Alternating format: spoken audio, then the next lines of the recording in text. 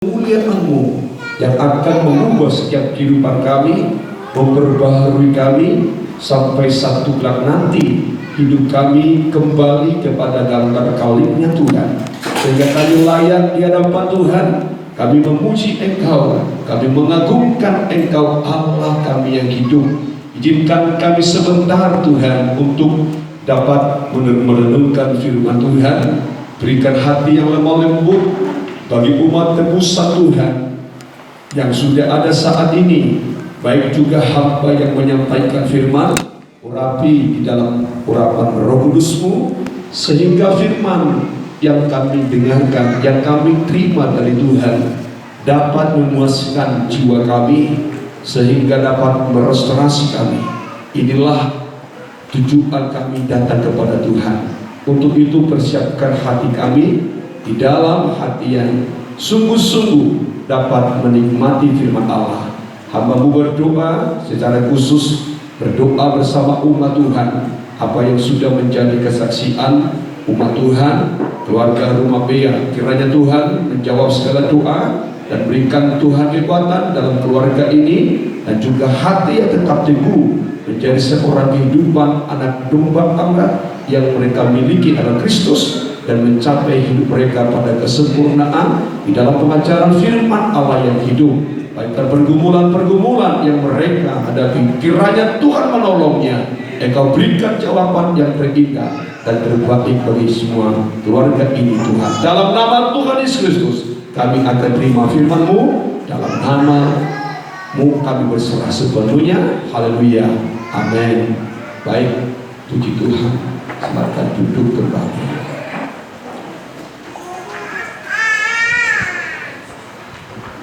Kembali saya menyapa kita semua. Shalom.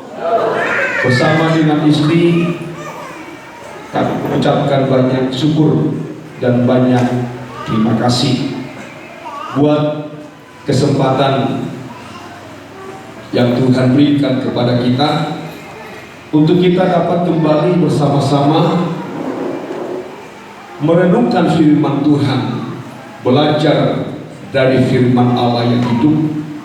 Sebab kalau saya mengatakan dalam iman, selama dunia ada, kita tidak akan pernah kehabisan belajar firman Tuhan.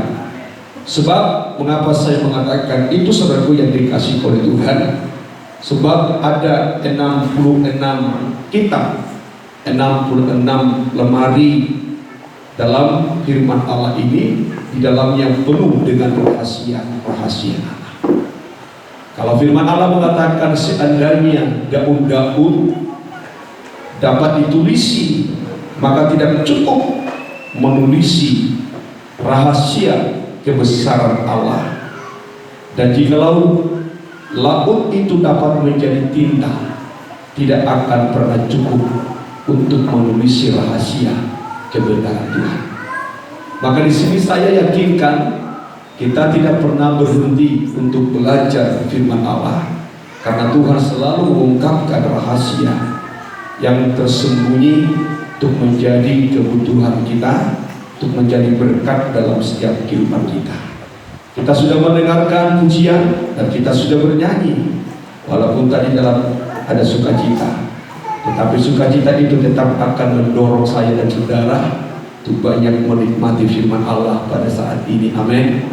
Kita berdoa para muda-mudi remaja kita supaya dipakai oleh Tuhan yang sedang mempersiapkan diri untuk menjadi well. Kita tadi melihat semangat yang luar biasa, ya, semangat yang luar biasa dengan kegirangan sukacita membuat emosional itu dapat memuncak untuk memuji nama Tuhan. Amin.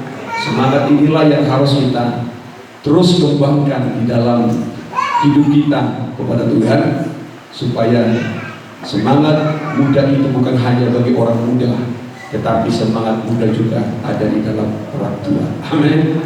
Ini kebahagiaan bagi saya dan saudara kalau anak muda kita ini dipakai Tuhan dalam pelayanan. Kalau kita melihat sekarang bagaimana muda-mudi yang begitu banyak hancur dalam moralitas.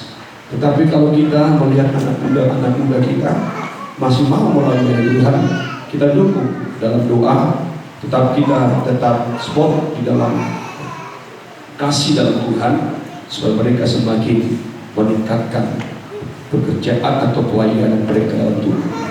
Sebab untuk itulah kita dipanggil dan dipilih oleh Tuhan. Baik, saudara yang dikasih oleh Tuhan, coba kita fokuskan pikiran kita, coba kita fokuskan konsentrasi kita. Sebab saya semalam mengapa melayani di muda-mudi remaja, saya coba tes, saya bingung, gimana sih muda-mudi yang begitu daya tangkap yang masih begitu jernih, masih kuat, tetapi tidak bisa diingat firman yang baru disampaikan. Berarti apa yang kurang? Fokus. Ya, apa yang kurang? Fokus. Jangan kita duduk sepertinya fokus, tetapi entah di mana-mana pikiran kita. Saya minta kepada kita sekalian, lebih kurang firman Allah 3 jam.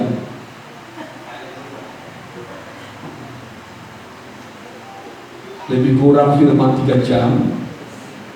Kalau fokus akan ada yang didapatkan. Amin. Ketika lebih kurang, jangan langsung angkat 3 jam. Lebih kurang, bisa 1 jam, bisa seperempat jam, namanya pun lebih kurang. Ya, jangan langsung tangkap, lama kali rupanya nanti berkhotbah duluan aku pulang.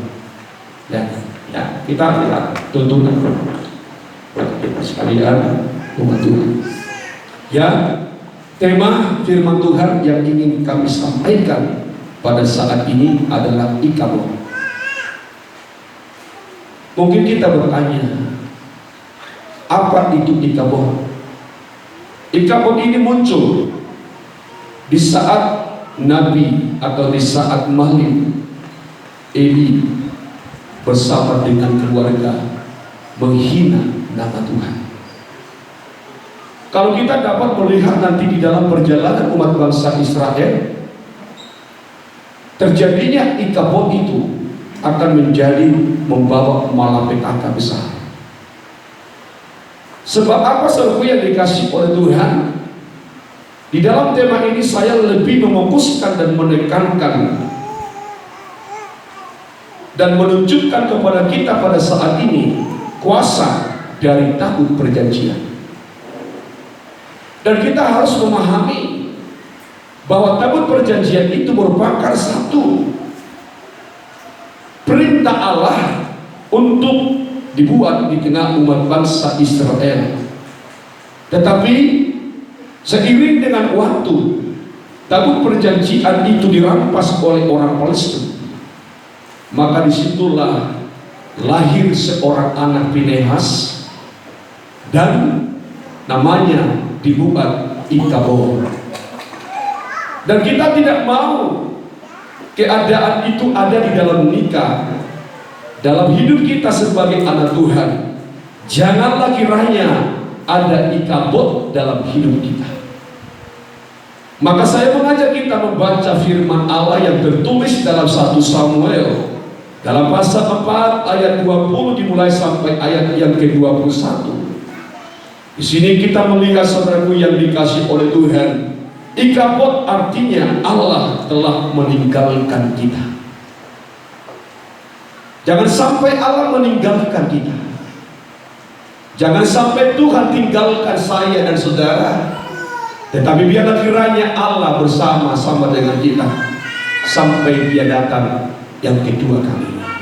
Mari coba kita baca dalam 1 Samuel pasal yang keempat ayat yang ke-20. Puji Tuhan. Ya. Ketika ia hampir mati, Ya. berkatalah perempuan-perempuan yang berdiri di dekatnya, Ya, terus ya. janganlah takut, Jangan takut. Ya. sebab engkau telah melahirkan seorang anak laki-laki. Sebab engkau telah melahirkan seorang anak laki-laki. Terus kan? Ya. Tetapi ia tidak menjawab dan Ya. tidak memperhatikannya. Ayat 21, perhatikan. Ia menamai anak itu Ikabod. Ia menamai anak itu Ikabod. Teruskan. Ya. Katanya, Ya. telah lenyap kemuliaan dari Israel. Telah lenyap kemuliaan Allah dari Israel. Teruskan. Karena tabut Allah sudah dirampas. Ya. Dan karena mertuanya dan suaminya. Ya. Karena tabut Allah sudah dirampas dan karena mertuanya dan suaminya. Mertua itu adalah Eli, anaknya adalah Hofni dan Pinehas. Berbuat jahat di hadapan Tuhan, melakukan kejahatan di mata Tuhan, maka tabut perjanjian dapat dirampas dari umat bangsa Israel dan dikatakan kemuliaan Allah sudah tidak ada lagi. Saya bicara tabut perjanjian. Tabut perjanjian itu menggambarkan satu firman Allah. Tabut perjanjian itu juga bicara tentang apa? Kemuliaan Allah. Nah, coba kita akan baca dalam kitab Keluaran pasal 25 ayat 22 untuk memperlengkapi arti dan makna tabut perjanjian di dalam hidup saya dan saudara. Mari coba kita baca di dalam kitab Keluaran dalam pasal yang ke-25 ayat yang ke-22 supaya kita tahu makna rohani dari tabut perjanjian. Puji Tuhan. Terus kan? Ya. Dan di sanalah aku Ya. akan bertemu dengan engkau. Perhatikan. Dan di sanalah aku bertemu dengan engkau, kata Allah kepada Musa. Terus kan? Ya. Dan dari atas tutup perdamaian. Dan dari atas tutup perdamaian. Perhatikan. Itu menunjukkan tutup tabut perjanjian, tutup perdamaian. Terus kan? Ya. Dari antara kedua kerup yang di atas tabut hukum itu, Ya, terus kan? aku akan berbicara dengan engkau Aku akan berbicara dengan engkau. Terus kan? tentang Ya. segala sesuatu yang akan kuperintahkan kepadamu Ya, terus kan? untuk disampaikan kepada orang Nah, Israel. artinya apa? Kedatangan tabut perjanjian di tengah umat bangsa Israel itu menunjukkan kehadiran Allah dalam firman kemuliaan. Amin.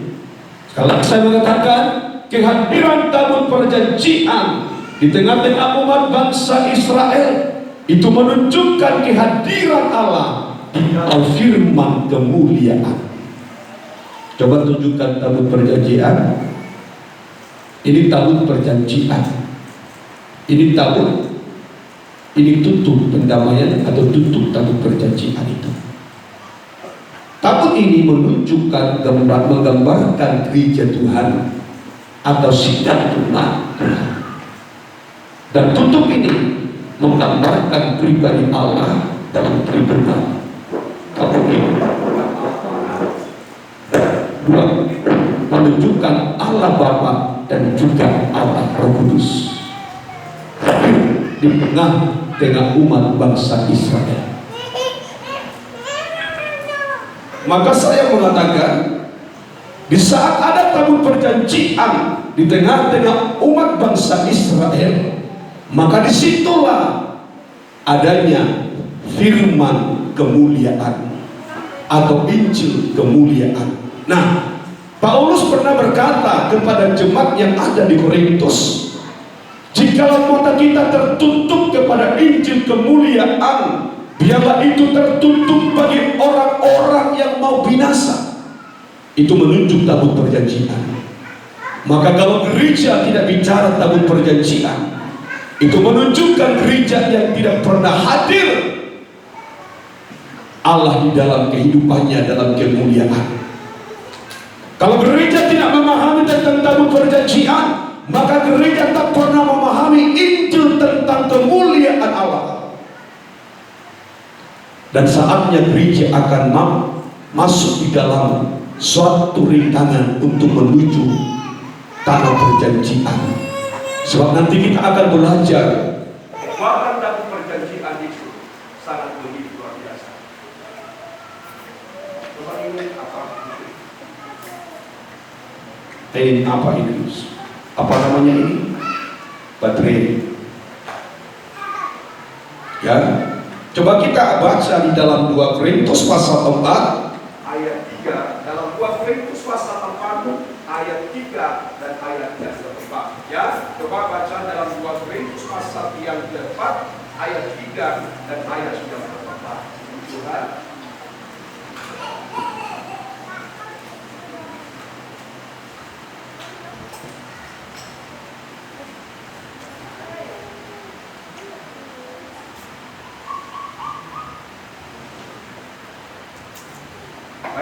Baik, puji Tuhan. Demikian firman Tuhan. Ya, baca baik, puji Tuhan. Terus ya, Injil yang kami beritakan pasti tertutup juga. Jika Injil yang kami beritakan masih tertutup juga, terus kan? Ya, Maka ia tertutup untuk mereka. perhatikan dengan baik. Maka tertutup bagi mereka. Saya tidak bicara di dalam ayat ini Injil keselamatan. Tapi di dalam 2 Korintus pasal 4 ayat 3 ini bicara tentang Injil kemuliaan. Sebab kita sudah menyadari bahwa Injil keselamatan itu yang telah kita terima dari Allah, yang membawa kita percaya kepada Kristus dan kita bertobat dan dibaptis dalam nama Tuhan Kristus, membawa kita menerima Injil keselamatan itu. Tetapi Injil kemuliaan itu bicara tentang kesempurnaan. Injil kemuliaan itu bicara tentang tabut perjanjian.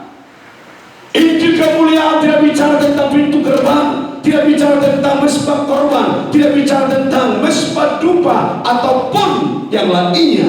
Tetapi Injil kemuliaan itu bicara tentang tabut perjanjian. Tadi kita melihat Allah bicara dalam tabut perjanjian.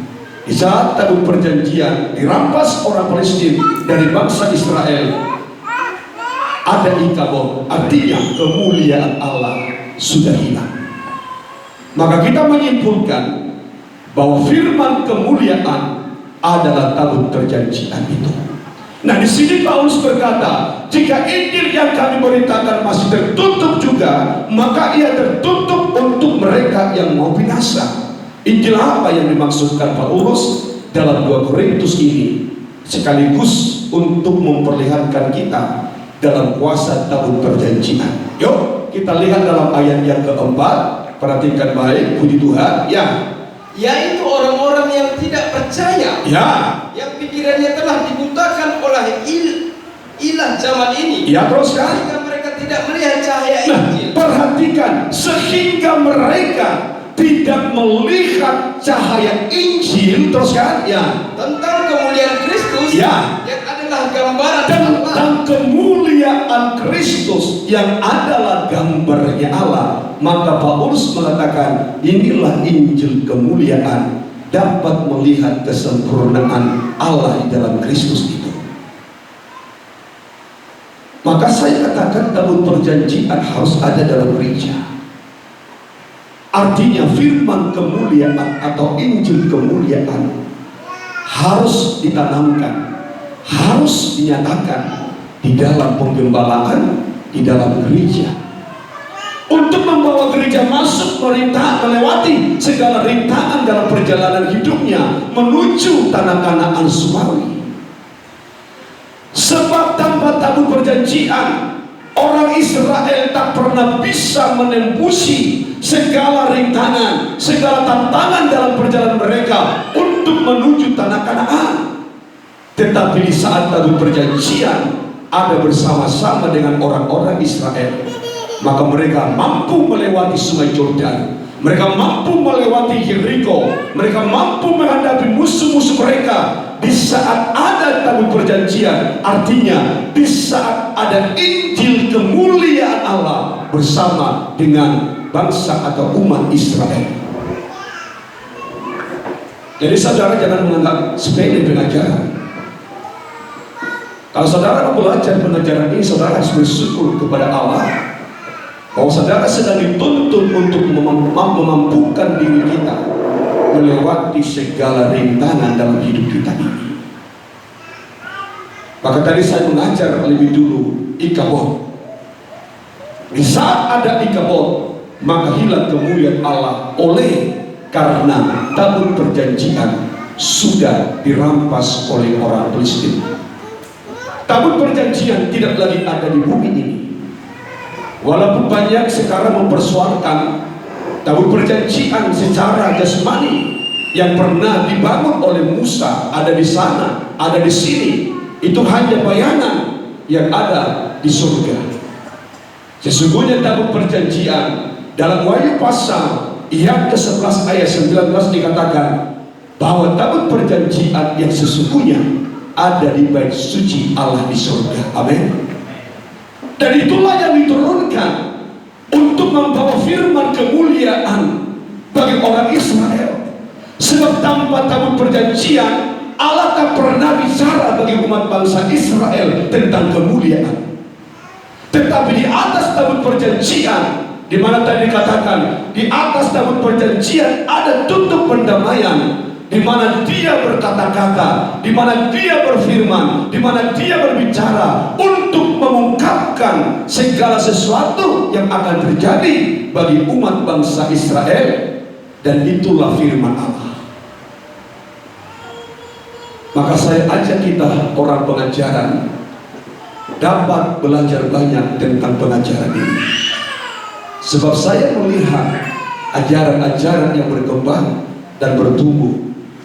Saya melihat besarnya pengajaran ini yang akan menghantar gereja Tuhan untuk masuk ke kota Yerusalem baru. Pahami dengan baik. Mari, untuk itu kita mau belajar kuasa apa yang dinyatakan tabut perjanjian. Tadi saya mengatakan bicara tabut perjanjian, bicara tentang Injil kemuliaan. Amin. Bicara tabut perjanjian, bicara dengan Injil kemuliaan. Amin ya. Tadi sudah kita sinkronkan. Di tabut perjanjian Allah berkata, berfirman, tabut perjanjian hilang kemuliaan. Jadi saya bisa simpulkan bahwa tabut itu tidak lagi ada di bumi, tapi firman kemuliaan masih tetap ada di bumi ini. Itulah yang membentuk saya. Itulah yang akan memproses kehidupan kita. Dan itu akan menjadi kekuatan kita untuk dapat melintasi segala tantangan, segala rintangan dalam perjalanan hidup kita untuk menuju kota Yerusalem baru. Tidak beda perjalanan umat bangsa Israel. Paulus katakan perjalanan orang Israel itu adalah merupakan gambaran perjalanan gereja hujat akhir. Walaupun mereka berjalan dengan tuntunan tabut perjanjian secara jasmani, tetapi Tuhan juga mau gereja pada hujat akhir, artinya gereja pada masa kini akan tetap dituntun tabut perjanjian. Lewat apa? Lewat firman kemuliaan, lewat Injil kemuliaan Allah. Tidak boleh tidak. Mau gereja apapun saudara, mau siapapun kita, mau sehebat apapun kekristenan kita, kalau tidak ada Injil kemuliaan, jangan harap kita bisa melewati segala rintangan-rintangan.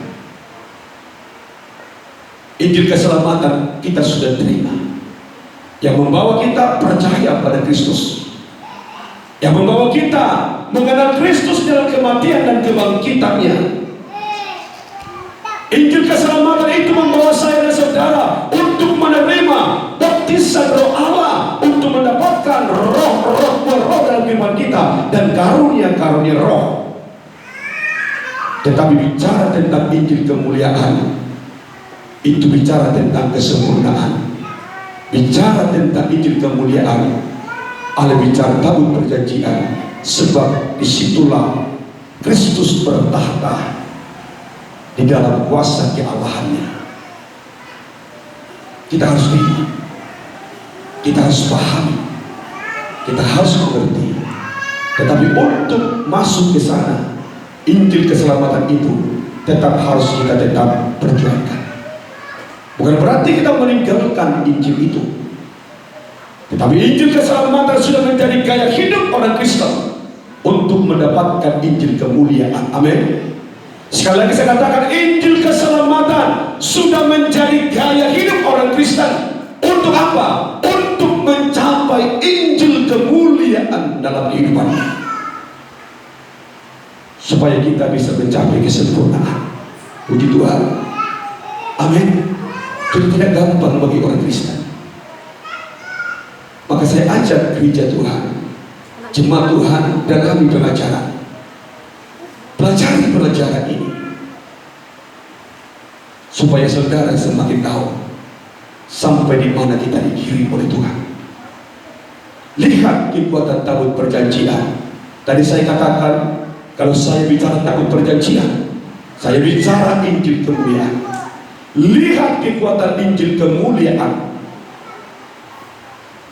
Di saat Injil kemuliaan itu ada di tengah umat bangsa Israel. Kita masuk dalam Yosua pasal 3, dimulai dari ayat 3, nanti kita melompat pada ayat 15 dan ayat yang ke-16. Perhatikan dengan baik, mengapa saya mengatakan tabut perjanjian itu Injil kemuliaan tadi. Sebab Injil keselamatan sudah diterima oleh bangsa Israel lewat tuntunan Musa. Pertama-tama membawa mereka melewati laut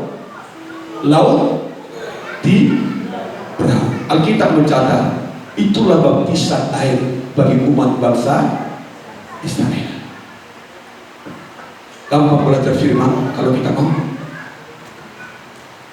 tetapi kalau kita tidak mau, sampai kapanpun kita tak pernah paham pelajaran. Yuk kita melihat kekuatan Injil kemuliaan atau tabut perjanjian itu. Terus kita melihat di dalam Yosua pasal 3 ayat yang ketiga dimulai. Puji Tuhan. Terus kan? Ya. Dan memberi perintah kepada bangsa itu, katanya, Ya. segera sesudah kamu melihat tabut perjanjian, Setelah kamu melihat tabut perjanjian Tuhan Allahmu, terus kan? Ya. yang diangkat para imam, Ya, terus dan kan? memang suku Lewi, Ya. maka kamu harus juga berangkat Ya. dari tempatmu Ya. dan mengikutinya. Lihat apa yang dikatakan Tuhan kepada orang Israel. Di saat mereka sedang berjalan menuju tanah Kanaan, mereka sudah melewati laut di perahu, mereka sudah melewati beberapa persinggahan. Tiba saatnya mereka akan menghadapi Sungai Yordan. Tetapi Tuhan tidak mengatakan mereka melewati Sungai Yordan itu menjadi baptisan air, tidak. Tetapi Tuhan mengatakan di saat orang Israel melewati laut di perahu, itu gambaran baptisan air. Walaupun sekarang gereja salah, harus dibaptis di Sungai Yordan, karena di sana Yesus dibaptis.